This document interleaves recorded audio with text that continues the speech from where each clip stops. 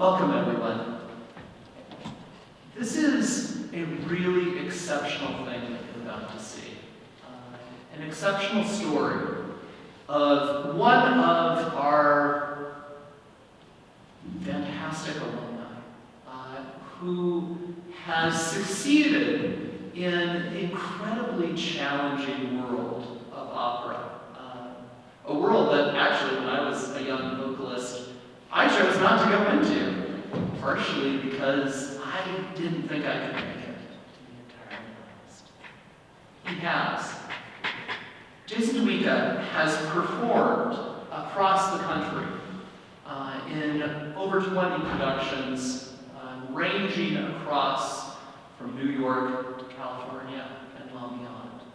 He has performed at Carnegie Hall on several occasions. And he has an amazing voice. He has done all of this while also dealing with or managing Tourette syndrome, making this a truly incredible story of someone who has really embodied, I think, the spirit of the Scots. So that's enough for me. Turn it over to Jason Duika.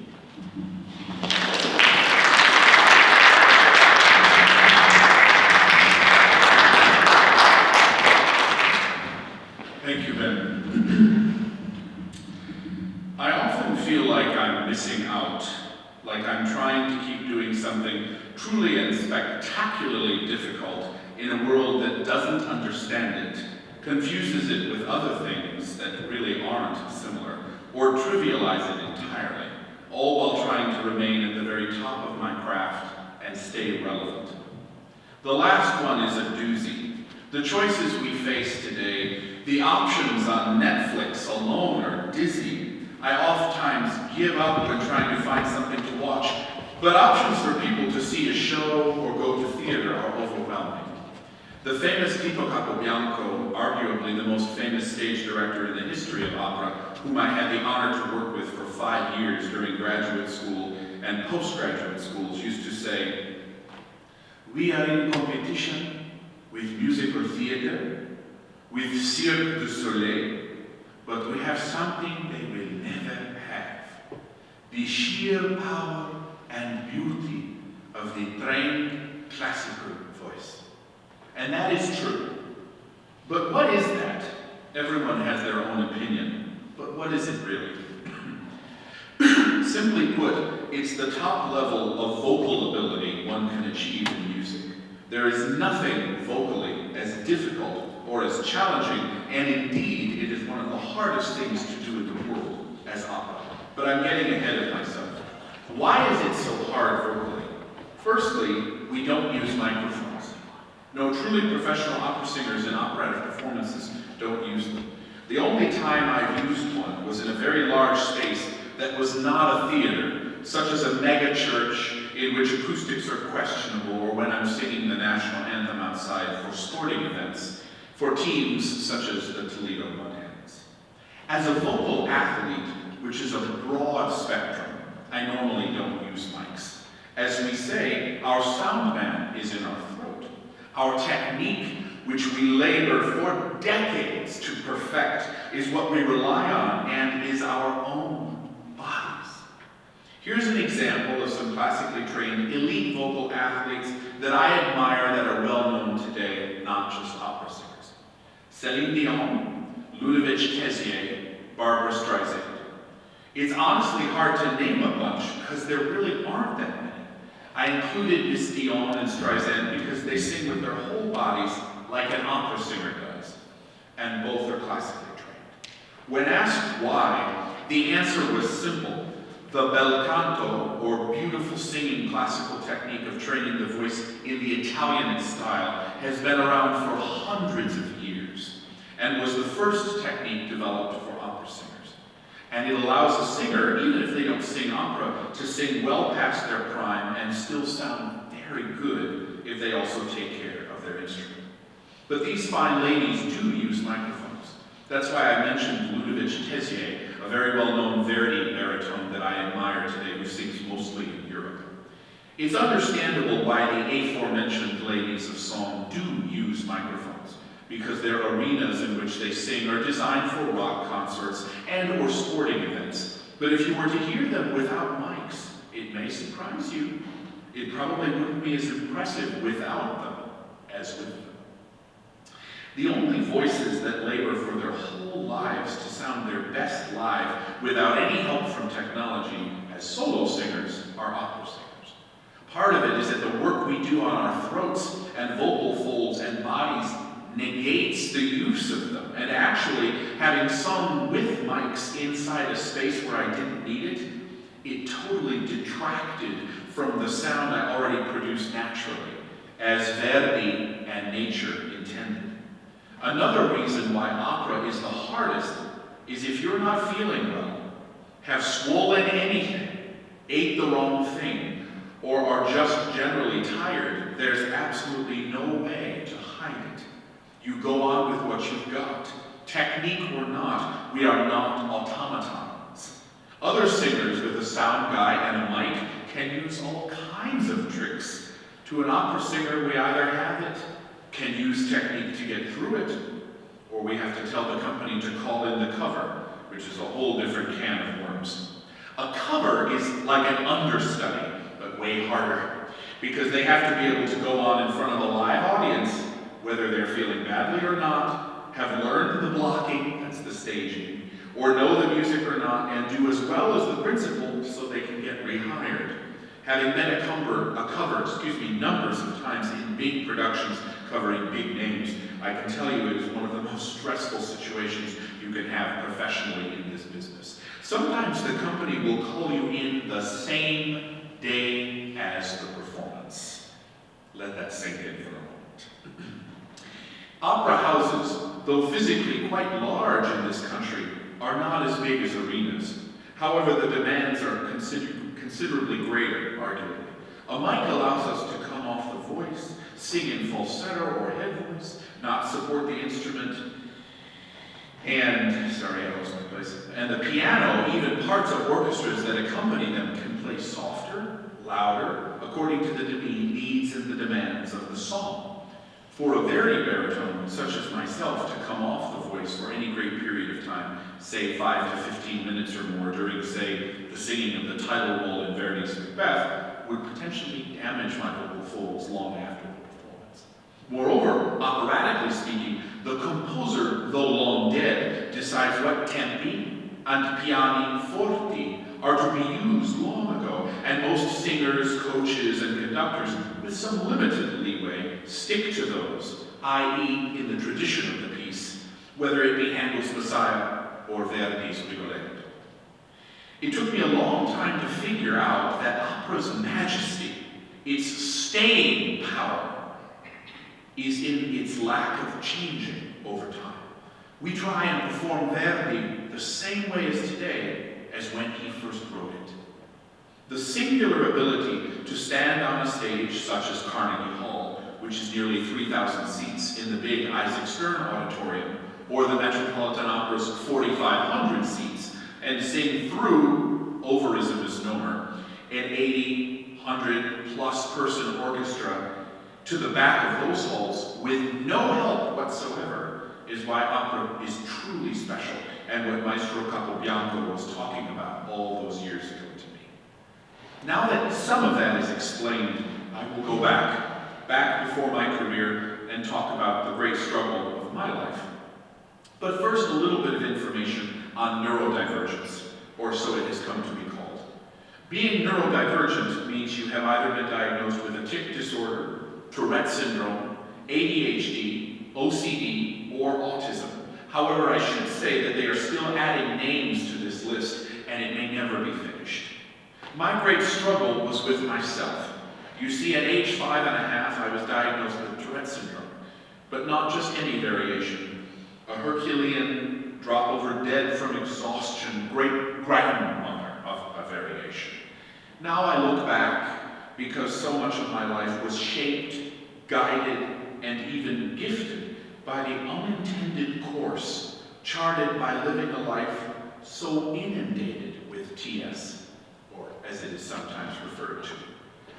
Beyond the Hollywood version one sees on TV shows or in movies that is usually only a punchline, Tourette syndrome is a neurological disorder of the central nervous system, heretofore referred to as the CNS, like CBS or a BMW. We are a society that loves acronyms, aren't we? But it is specifically categorized as a disorder of the CNS that characterizes itself with tics, that is, involuntary movements or gestures, or sayings, often punctuated by saying strange things, or in my case, colorful metaphors. Very colorful. That my classmates in middle and high schools took no end of delighting in goading me on to swear when the substitute teacher was in the class, or to give the finger when their back was turned. It is difficult for most people to understand actually how many tendons, muscles, bones, and cartilages are between the top of the shoulder and the bottom of the jaw. When I would do that several hundreds of times in a matter of hours or less. Once on a plane ride, my mother counted 1,400 tics in just a few hours. Most of the time, a Touretteer would rather suffer surgery than be in that position, because the longer we try to hold it in, the harder it becomes to suppress it, and the cracks in the armor very quickly begin to show, including more tics, more stress, more pressure, and then finally we crack and boom, like Kilauea or Vesuvius, we explode. In my case, when it was at its worst, the TS would have me ticking thousands of times a day. Not every day, but many of them. I remember once I told my mother, because I knew we had longevity in our family, please, Mommy, help me find a cure or something to at least make it livable. A chronic disorder, but not this. Because if I have to go another 70 to 80 years like this, I'll need you to help me find a way to die. Because I can't possibly live like this for the rest of my life. As hard as that is to say, it was much harder to live it and to have her, one's dear own mother, hear it. So we began looking for a way to make it livable. We tried diet, exercise, both of which are still huge portions of my success with it to date. Amongst some of the more creative approaches we tried was a needle in the spine with a special non-lethal toxin to relax the muscles, because at the time I had what we laughingly referred to as the whiplash tic, because that title does not do it justice, where I very sincerely would whip my own neck back with such force and intensity I could have snapped it and become a paraplegic or worse. At the height of this most awful tic, I had a whiplash tic seizure during a piano lesson, and my mother and the teacher had to both hold me down on the ground so I wouldn't hurt myself further. As bleak as those days were, and they were pretty bleak, no friends, TS battering the gates of my citadel down every chance it got, suffering truly unimaginable anguish as I ticked nearly constantly and was exhausted all the time from it, my peers teasing, sometimes hitting, scaring the life out of me, hunting me like prey.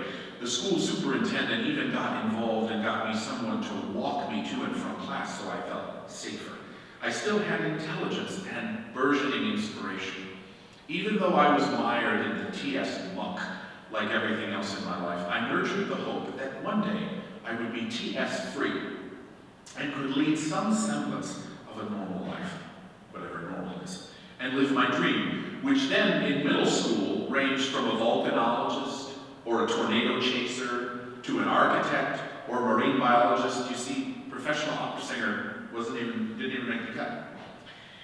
How does my current career and the reason the Creator put me on the earth, that is to be an opera singer, or that's how I like to look at it, fit into all this? And how on earth did I come to be an opera singer, you ask? Well, I'm getting there. You see, music, not necessarily opera, had already been a constant companion to me. Even now, when writing this speech, I was listening to jazz soundtracks, one of my very fave go-tos nowadays, something mellow and sweet and low, sultry, soft and sexy. Give me Chris Bodie, Diana Krall, and of course my seminal fave, Ella, and I could go all night. But not really, because I like sleep too much. You see, sleep and exercise are instrumental in keeping the TS at bay, though I don't have to think about it nearly as much nowadays. There are many theories about why, in my 17th year of life, the TS just kind of burned itself out. You see, it burned so hot and so intensely that I believe it did just that. I also had a little help from the creator, or so I've chosen to believe, and the normal teenage hormones and brain chemistry starts to begin to settle around then. So I was at last able to find some peace, a small matter of it at any rate. But not for long, because I wore the scarlet T, if everyone remembers the scarlet letter. The high schoolers I went with have long memories and hateful tendencies, and unfortunately, though I tried to be my normal, ebullient, and joie de vivre seeking self, I was treated with the tedious inevitability of an unloved season and left out in the cold, very cold. But I did have a few friends who were able to forget about the TS and see me, just me, which was a great blessing. College, oh baby. College was a wholeheartedly different experience. Here at Alma, I first experienced what it was like to be a normal guy, whatever that is. I never sought to be normal, but I did want to fit in, not be constantly ostracized or hunted, and to just live and dream. I love to dream. After I do, I go about figuring out how to make them come true. And I keep trying to achieve my goals with my singing, and hopefully my story will touch some and bring hope and sow resilience. For it was here that I learned much of that, and how to first sing, and it was where I first fell in love with opera and declared my voice major, now over 20 years ago. I graduated in 2006 after doing what we refer to as a victory lap. Since then, I have returned 2 times to sing arias at homecoming in 2011 and 2023. 2 times as a professional alumnus soloist, as the baritone soloist in Carmina Burana by Carl Orff in the Alma College Choir's Masterworks concerts in 2013, and again in 2016, where I sang the title role in Handel's Saul. I was scheduled to come to my first Elijah by Mendelssohn in 2020, and had even come earlier in the year to rehearse it with Dr. William Nichols and the choirs, but COVID canceled it. Speaking of dreaming, all of that I dreamed when I was a student here. I said to myself, I want to continue to train and work hard on my voice and come back as a masterwork soloist. A dream birthed, a dream realized. I also want to sing lead Verdi roles at the Met, that is the Metropolitan Opera House in New York City, arguably one of the most storied and elite stages to sing on in the world. I had my first audition for consideration for main stage casting at the Met in November of 2022.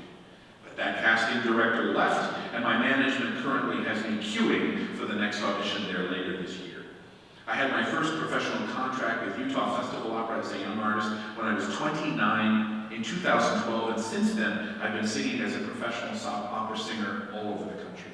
I have sung the Verdi title roles of Nabucco, a colossus of a role, the title role of Due Foscari, another huge Verdi title role, as well as the Father Germont in La Traviata, all with West Bay Opera, one of the oldest running companies in the country and the longest running company in the Bay Area behind San Francisco Opera. I have also sung leading roles with Palm Beach Opera, Wichita Grand Opera, Toledo Opera, Bohème Opera of New Jersey, and Opera Mississippi. In 2026, I will be singing my second Carmen with Teatro Lirico d'Europa, a touring opera company that performs in theaters all over the country, and am currently in consideration for roles with companies from New York to Florida. Now we're going to pause the speech and play some videos of my career I thought would underpin some things. I'm going to introduce each of them. There's snippets from 3 different roles I've done. This first one, you got two screens to look at here. This first one is, I was just talking about this, the Father Germont from Verdi's La Traviata. Who has seen Pretty Woman, the movie? Most everybody. Well, in that movie, he takes Julia Roberts to San Francisco Opera to see La Traviata. This scene is not in the movie, but this is where Giorgio Germont admonishes his son with the great aria, Di Provenza il mar il suolo, the province by the sea. The second half.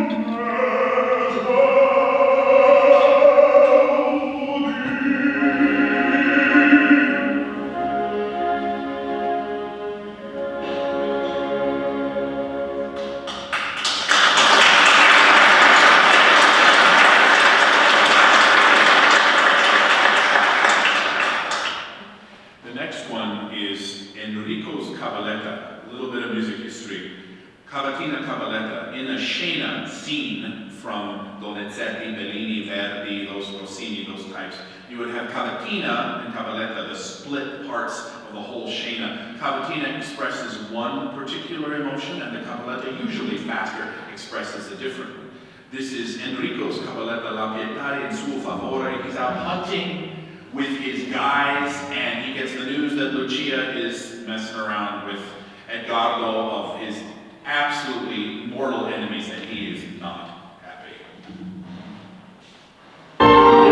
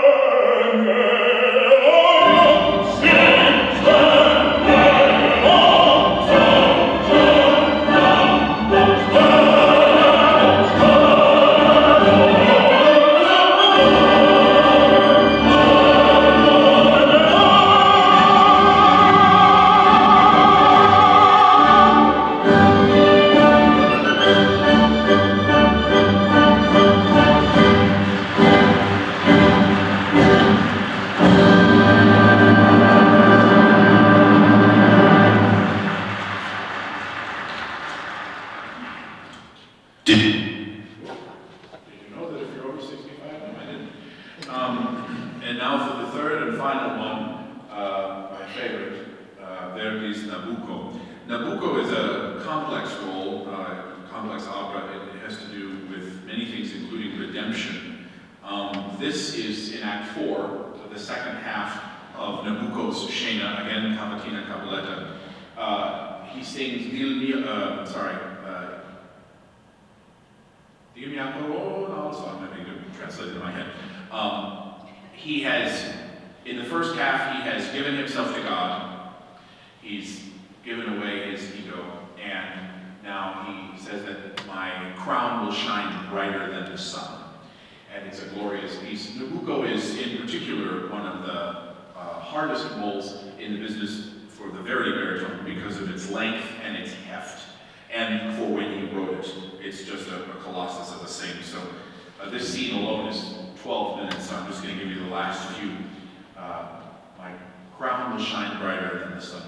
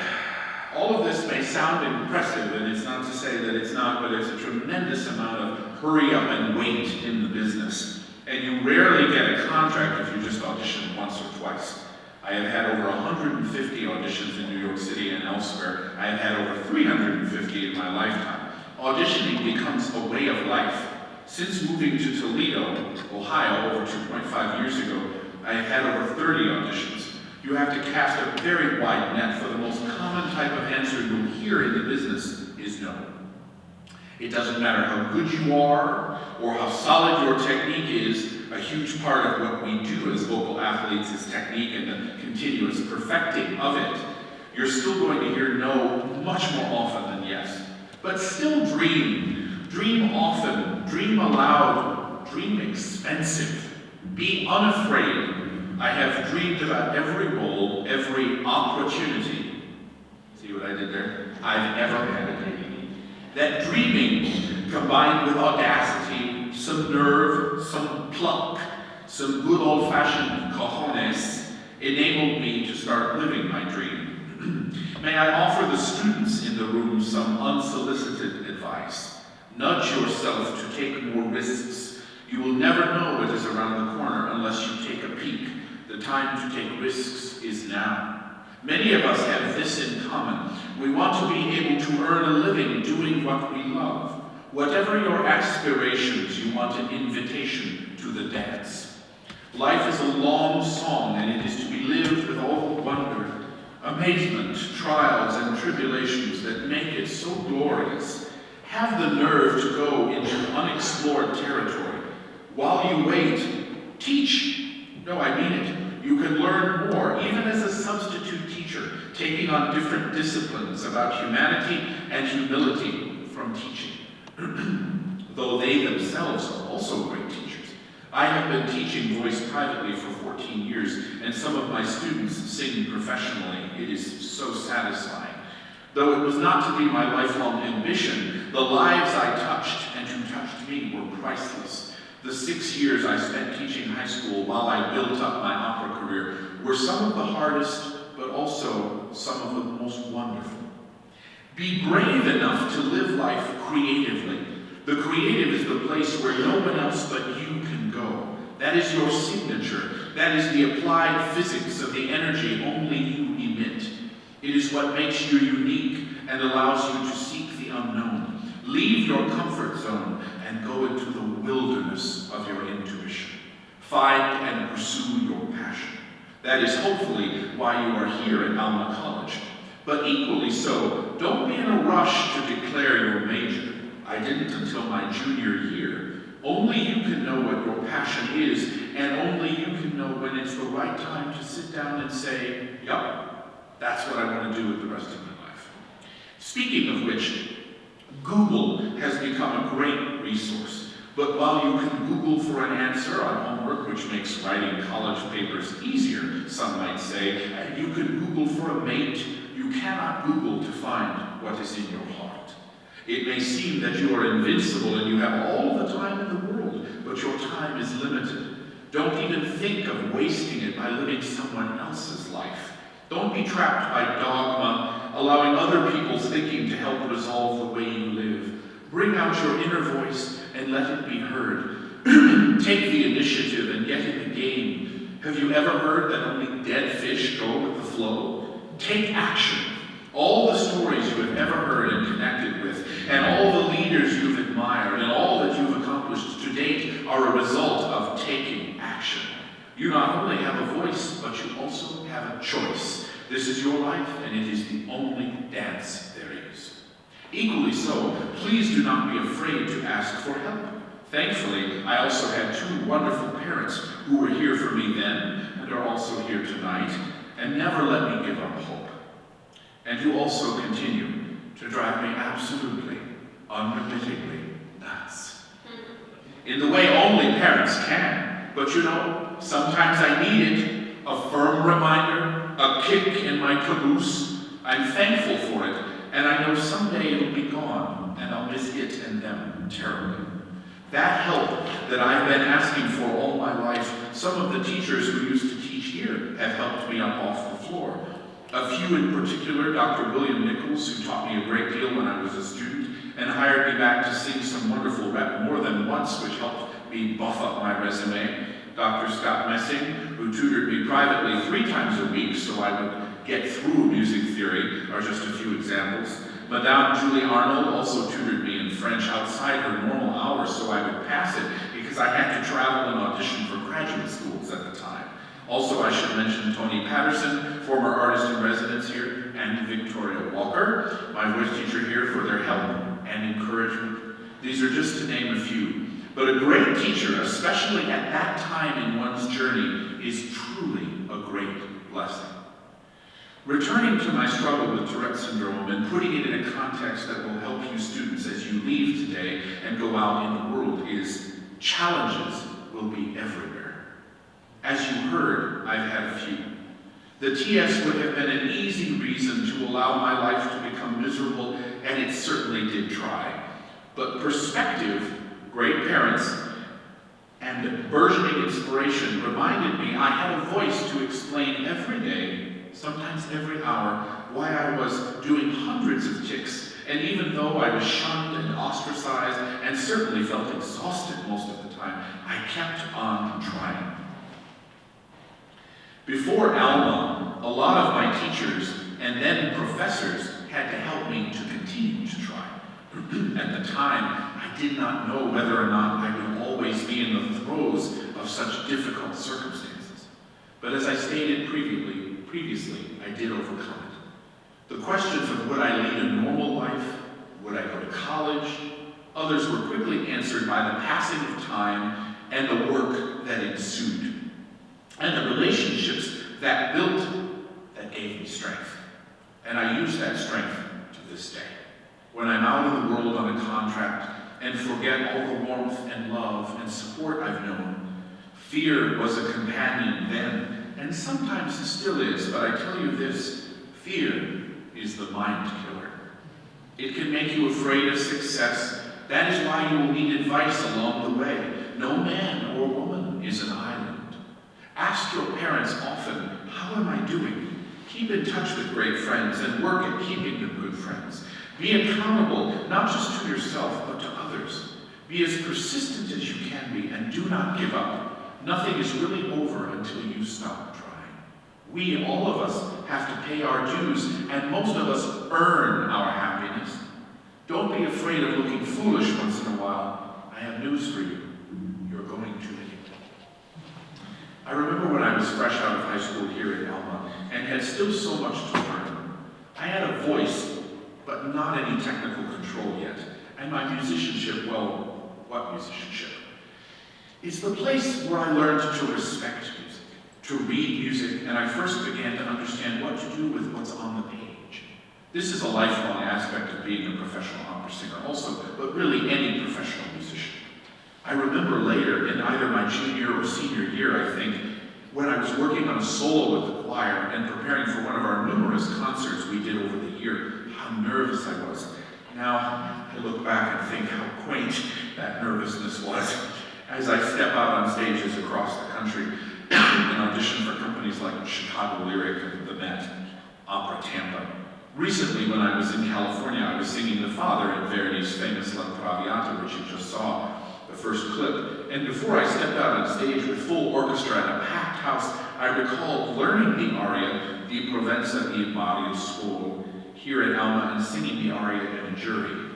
It was a wonderful memory to have just then, and gave me a brief respite from my nerves and chills. And then I stepped out and admonished my son and had an absolute ball. It's impossible to know how many memories of such things we carry with us when we go out into the world. But they are the reason we continue in the arts, to open minds and to touch hearts and to make people think. Opera has been compared to the best kind of group therapy out there because it touches every human emotion and is the whole range of the human condition. It is quite simply the outpouring of all human emotion and the culmination of the human experience expressed in music.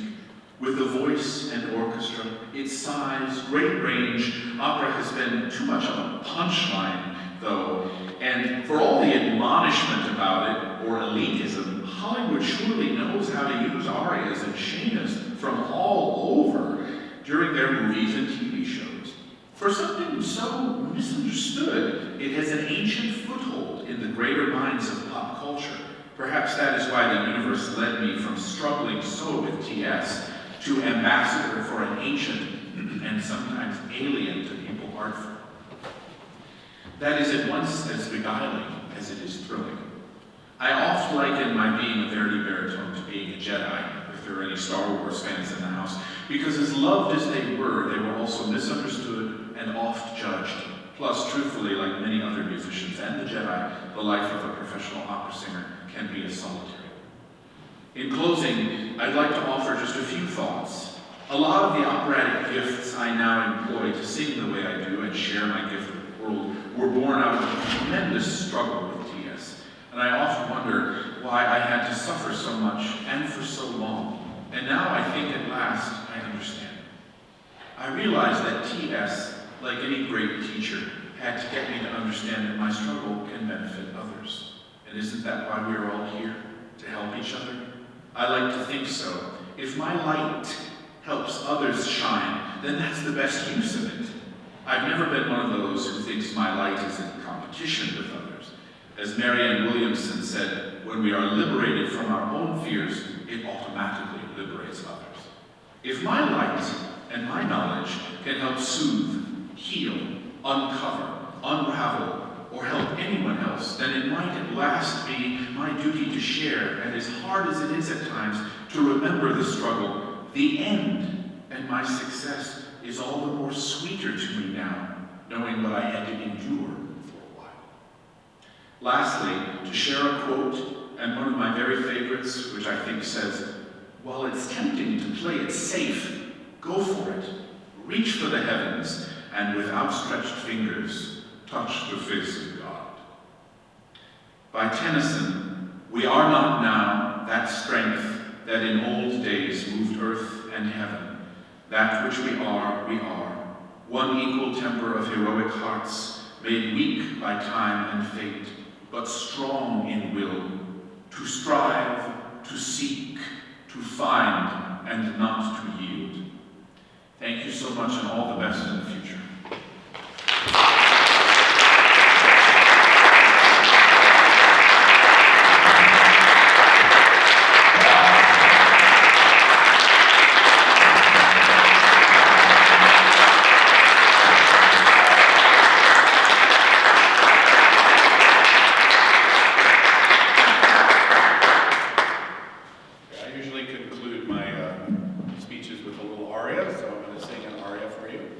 Verdi's Macbeth, my favorite. This is awesome.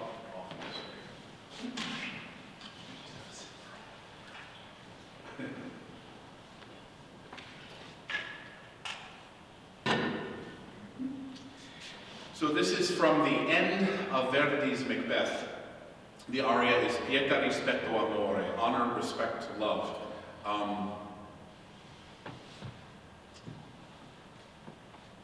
It's no secret that Macbeth is a conflicted and complicated character.